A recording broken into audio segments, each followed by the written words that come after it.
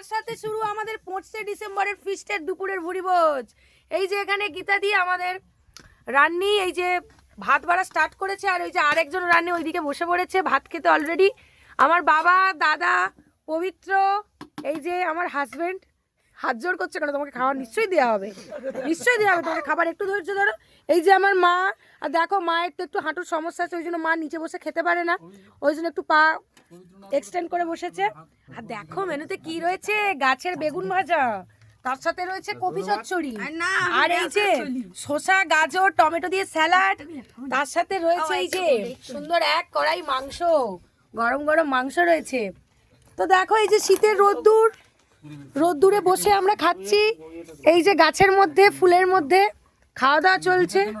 এই আমার পাতে কেউ ভাত দাও, আমার পাতে শুধু বেগুন ভাজা পড়েছে। গাইস আমার একদম খিদে পাচ্ছে না, আমি জানি না কি করবো, আমার একদমই খিদে পাচ্ছে না, পেট পুরো ভর্তি।